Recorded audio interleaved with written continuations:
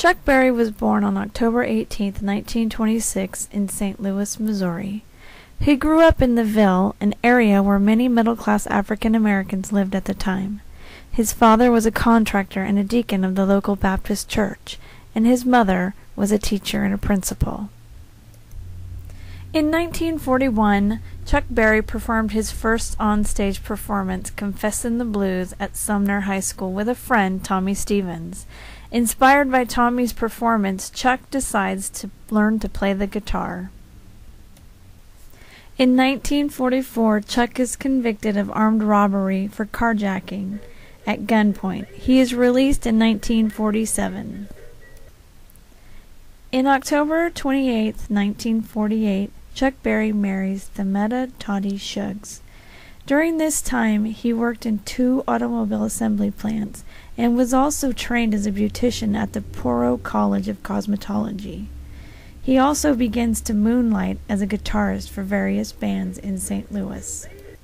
New Year's Eve 1952, Chuck Berry fills in for a sick musician of Johnny Johnson's band Sir John's Trio for a New Year's Eve show. People both black and white crowded the Cosmopolitan Club to hear Chuck's unique hillbilly sound on the guitar.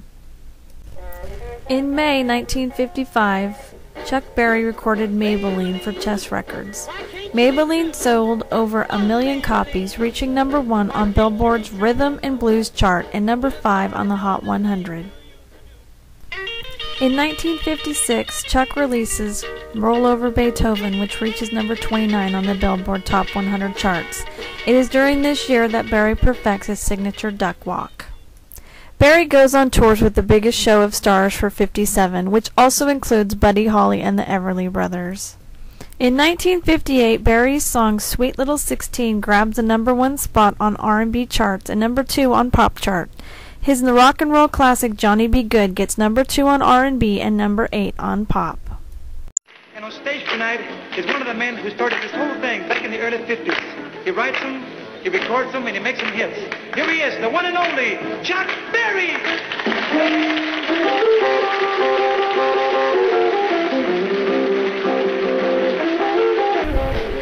The opening guitar riff on Johnny B. Goode may be the most famous riff in rock and roll history. Chuck wrote the song in 1955, his inspiration his bandmate from Sir John's Trio, Johnny Johnson. As a possible source for the last name, it has been noted that Berry was born on Goode Avenue in St. Louis.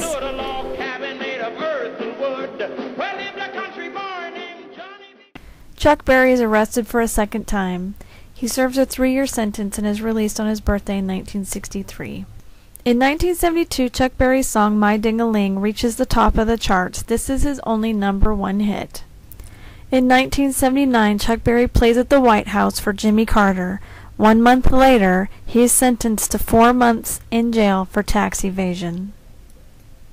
In 1985, Chuck Berry is given the Lifetime Achievement Award at the 27th Annual Grammys. He is cited as one of the most influential and creative innovators in the history of the American pop music.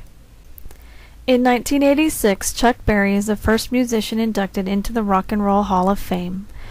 According to their website, while no other single individual can be said to have invented rock and roll, Chuck Berry comes the closest of any figure to be the one who put all the essential pieces together.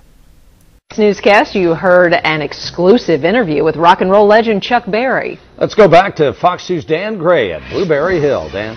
Yeah, Tom, they come from around the world to Blueberry Hill to listen to the one and only Chuck Berry. You can't look at any wall here at Blueberry Hill in the Del Mar Loop in U-City without seeing pictures of Chuck Berry. He still loves to perform, but he doesn't like to give media interviews. So when the father of rock and roll gave an interview to me, there were a lot of surprises.